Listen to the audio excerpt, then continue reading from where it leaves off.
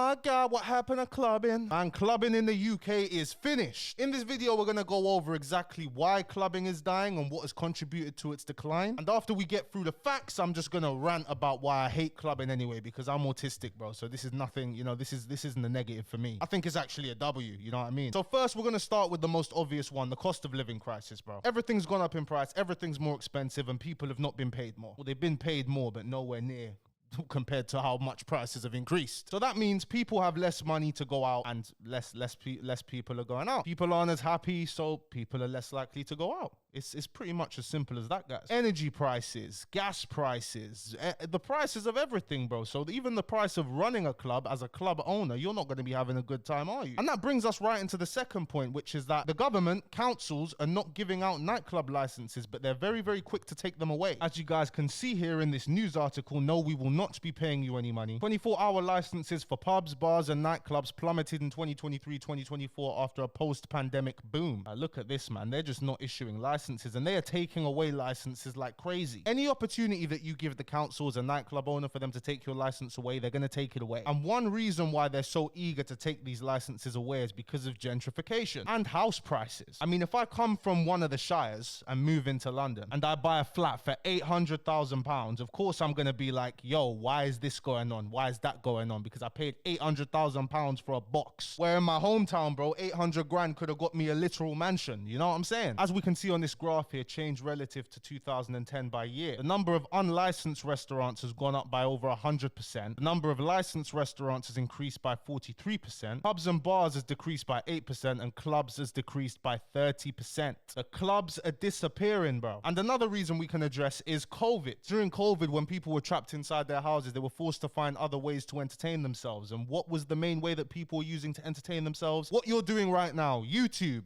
TikTok, Instagram, Snapchat, social media. The lockdown was great for all of these companies because it allowed them to show people more adverts. And during the pandemic, I don't know if you guys remember furlough. Yeah, people were just getting free money. And now we're paying for that. You know, there's no such thing as free money. Now we're all paying for that. And technically, I'm Gen Z. I'm Gen Z. We're more interested in experiences than clubbing because we like to post on social media. An experience will give us much more content to post on social media than going to the club. And if we do go to the club, all people are interested in doing these days is getting a table, getting a bottle, snapping a bottle. It's just dead, bro. But I urge everybody who's younger to still go to the club and try and have fun. It might be for you.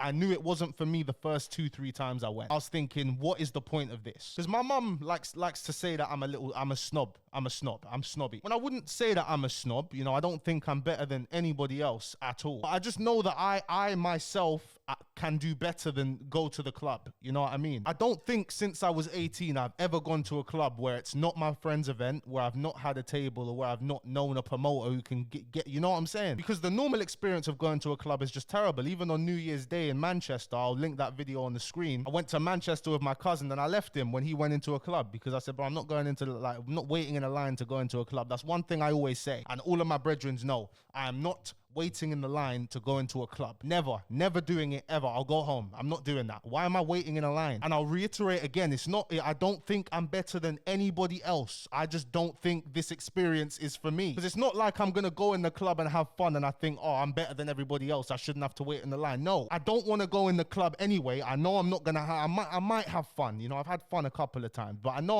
I'm most likely not gonna have a good time. And you expect me to wait in a line for this? That's like waiting in a line for a food spot that for food you know you're gonna hate and that you know is gonna be overpriced. Like, it doesn't make sense to me, bro. But Gen Z, we're starting to clock this now, you know? Because I find on the rare occasions where I do go out, there's always more women than men. Like, when I was younger, you'd go to these motives that flopped where it's more men than girls, innit? That was never really a good motive. But nowadays, because my boy Jace, my podcast co-host, he's a DJ, whenever I go to these events with him, there are more women than men every single time. So I'm not even sure what's going on here, bro. But for me, it's just never made sense. But I think as a generation, we prefer experiences. For the same price it would cost me to like go all out in a nightclub in London for one night, I could literally get a flight to anywhere in Europe, get a hotel for 2 days and go to a club and have a better experience, have more to document, have, oh, I'm going to the airport, oh, I'm in a hotel, oh, I'm in a taxi, oh, I'm in another country. You get what I'm saying? That's why I'm seeing my generation, we're starting to travel a lot more, you know? And one piece of advice I always give to people younger than me, yeah, one piece of advice that I always follow, it's like, always try to stay ahead of people in your age range, you know what I mean? Because it's now recently, like a year ago, year and a half ago, like people my age have started traveling a lot. And me, like, I did that when I was 18, 19, you know what I mean? Hey guys, Van Banter here, obviously, yeah, I need you to do Snapchat slidings and add my Snapchat in it. It's on the screen, add my Snapchat, yeah, like the video as well, yeah, thank you, yeah. I always tell the young'uns, try and be at least 2 years ahead of everybody else, you know? Like they're doing it now, you did it 2 years ago. You know you're set to be at the top of your age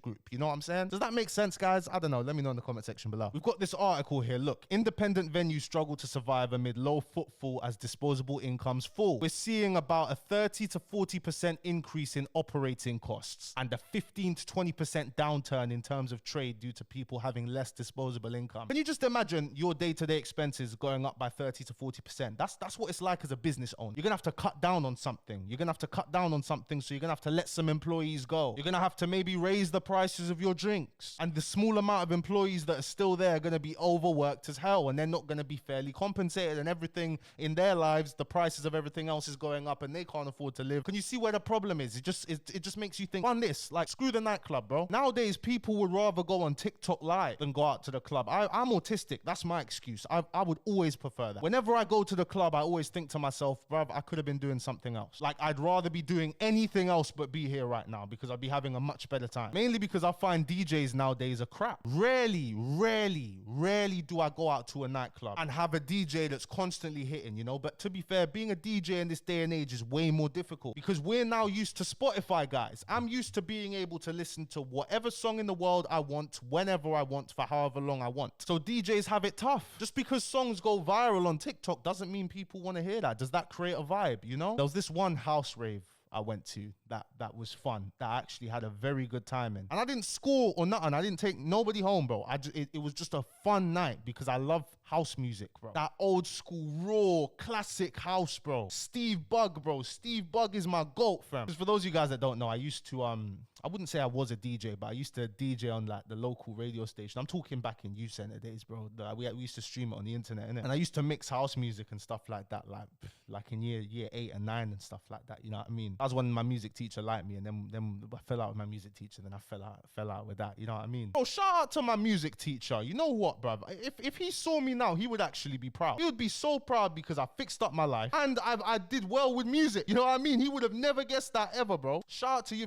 I know you ain't watching this, but if you are watching this, like, I'm not gonna say your name because I don't want to bait you out, but shout out to you, man. I should have behaved better in the lessons, man. And the final reason for me why I think night clubbing is completely finished is because of feminism. Because feminism has always been around, but now it's like it's on another scale, you know? It's taught more, people are more aware about these things, you know, the dangers, which is a positive. But growing up in this shift, it's pretty confusing. Because if you see what it was like to party before, bro, if you've ever been to one of them Brazilian parties, bro, or if you haven't been, go to one of them Brazilian raves. Brother, I feel like those are the only clubbing events where I've had fun, bro. Because it feels like actual fun, like carefree, bro. Nobody's stunting nothing, bro. Everybody's wearing whatever the hell they want to wear, bro. If you ain't been to one of these Brazilian events, you like, if you're in one of these Brazilian events and you see a girl that you like, go up to her and kiss her, bro.